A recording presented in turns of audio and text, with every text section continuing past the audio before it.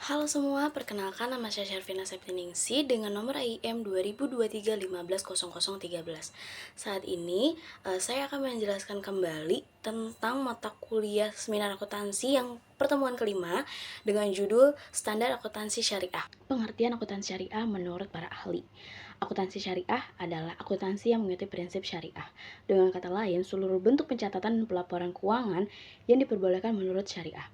Dalam bahasa Arab, kata akuntansi berasal dari kata musahabah yang berarti hisab, yaitu menghitung atau menimbang secara teliti untuk dicatat dalam pembukuan. Dasar ayat yang berhubungan dengan pencatatan terdapat pada Quran Surat Al-Baqarah ayat 282. Akuntansi syariah memiliki 3 prinsip yang didasarkan pada Surat Al-Baqarah ayat 282, yaitu prinsip pertanggungjawaban, prinsip keadilan, dan prinsip kebenaran. Setiap individu yang melakukan praktik bisnis harus selalu mencatat laporan keuangan dengan asas kejujuran dan sesuai dengan aturan syariat Islam. Ini diperlukan agar mencapai keadilan yang dapat dipertanggungjawabkan. Pengertian akuntansi syariah menurut IKIF, yaitu proses pencatatan dan proses pembuatan laporan keuangan yang mengutamakan pada dasar atau unsur nilai dan ajaran keislaman yang berprinsip ada aturan syariah. Dikatakan sejalan dengan prinsip syariah adalah prinsip yang didasarkan pada fatwa yang ditetapkan oleh lembaga yang berwenang. Adapun dapat pula diartikan sebagai pencatatan laporan keuangan yang didasarkan pada hukum di Al-Quran dan hadis. Sedangkan menurut Harahap, sependapat dengan pengertian akuntansi syariah, Harahap pun menyebutkan bahwasannya ada 3 syariat tujuan akuntansi syariah, yaitu menjaga fitrah, bersikap jujur dan adil, dan bagian terakhir adalah memberikan perlindungan sekaligus rasa aman. Secara teori, akuntansi syariah apabila dilihat dari pendekatan teoritis dan praktisnya dapat dibagi menjadi 2, yaitu akuntansi syariah idealis dan pragmatis.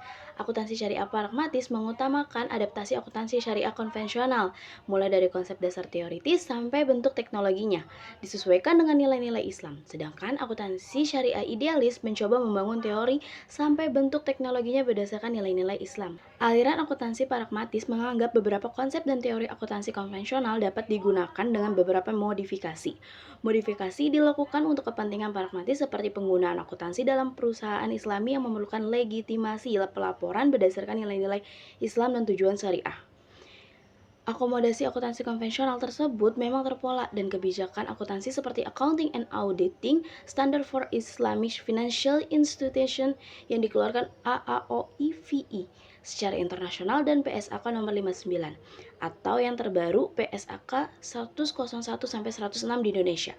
Hal ini dapat dilihat misalnya dalam tujuan akuntansi syariah, aliran pragmatis yang masih berdominan pada tujuan akuntansi konvensional dengan perubahan modifikasi dan penyesuaian berdasarkan prinsip-prinsip syariah. Tujuan akuntansi di sinilah lebih mendekati pada pendekatan kewajiban berbasis entity teori dengan akuntabilitas. Aliran akuntansi syariah idealis melihat akomodasi yang terlalu terbuka dan longgar. Jelas-jelas tidak dapat diterima. Beberapa alasan yang diajukan misalnya landasan filosofis akuntansi konvensional merupakan representasi pandangan dunia barat yang kapitalistik, sekuler dan liberal serta didominasi kepentingan laba. Konsep dasar teoritis akuntansi yang sesuai dengan nilai dan tujuan syariat. Menurut aliran idealis adalah syariat enterprise theory. Menurut konsep ini, stakeholder adalah pihak yang berhak menerima pendistribusian nilai tambah dan diklasifikasikan menjadi 2 golongan, yaitu direct participants dan indirect participants. Direct stakeholder adalah pihak yang terkait langsung dengan bisnis perusahaan, yang terdiri dari pemegang saham, manajemen, karyawan, kreditur, pemasok, dan pemerintah, serta lainnya. Indirect stakeholder adalah pihak yang tidak terkait langsung dengan bisnis perusahaan, terdiri dari masyarakat mustahik, misalnya penerima zakat, infak, dan sodakoh, dan lingkungan alam, misalnya untuk pelestarian alam. Prinsip akuntansi syariah sendiri itu terdiri dari beberapa, yaitu yang pertama, articulate approve laporan keuangan kas. Articulate approve laporan keuangan syariah tidak menggunakan revenue expense approve maupun asset liability approve, tetapi menggunakan shared value at approach. Kedua, yaitu implikasi pendekatan. Artikulasi nilai tambah syariah memiliki pengakuan syariah yang khas. Pengakuan syariah dijalankan dalam bentuk akuntabilitas, ketundukan, dan kreativitas. Yang ketiga yaitu aplikasi pendekatan artikulasi nilai tambah syariah berkenaan dengan pengukuran syariah yang mengacu pada current value atau materi finansial dan pengukuran bersifat batin dan spiritual. Yang keempat yaitu artikulasi nilai tambah syariah berimplikasi pada digunakannya prinsip berbasis kas sinergis dengan basis akrual. Hal ini dilakukan untuk menghindari prinsip akrual terutama potensi masa depan yang memiliki sifat garar dan masyir yang dilarang dalam Islam. Karakter laporan keuangan syariah memiliki sifat material, spiritual, egoistis, altruistis, kuantitatif, kualitatif, dan ketundukan kreativitas. Prinsip dan karakter laporan keuangan inilah yang menjadi dasar terbentuknya teknologi akuntansi syariah dan sekaligus terbentuk dari realitas bisnis masyarakat muslim. Teknologi tersebut dinamakan trilogi laporan keuangan syariah, yang mana kesatuan alur maisyah atau bekerja untuk mencari rezeki penuh barokah sehingga berdampak pada ma'al atau kekayaan. Kesatuan alur memiliki tujuan laporan keuangan untuk merealisasikan akuntabilitas dan penyampaian informasi sesuai tujuan akuntansi syariah yang terekam dalam bentuk laporan arus kas syariah berbasis maisyah, laporan nilai tambah syariah berbasis rizki, dan neraca syariah berbasis ma'al. Tujuan akuntansi syariah. Akuntansi syariah tidak hanya bertujuan menjalankan sebuah bisnis atau transaksi ekonomi yang sesuai dengan syariat Islam, tetapi akuntansi syariah juga memiliki beberapa tujuan dalam prakteknya, antara lain menentukan hak dan kewajiban pihak yang terlibat. Akuntansi syariah bertujuan menentukan hak dan kewajiban dari pihak terlibat dengan lembaga keuangan syariah tersebut. Adapun hak dan kewajibannya termasuk transaksi yang belum selesai penerapannya, tuntutannya atas prinsip dan etika syariat Islam. Kedua yaitu menjaga aset dan hak lembaga keuangan. Akuntansi syariah juga bertujuan menjaga aset dan hak-hak lembaga keuangan lainnya dengan syariat Islam. Aset atau aktiva adalah semua sumber ekonomi atau nilai suatu kekayaan atau suatu entitas tertentu. Harapannya aset ini bisa memberikan manfaat ekonomi dan sosial dalam satuan uang termasuk di dalam sumber daya non-keuangan. Hak adalah segala sesuatu yang harus diperoleh setiap orang yang sudah ada sejak lahir, bahkan sebelum lahir.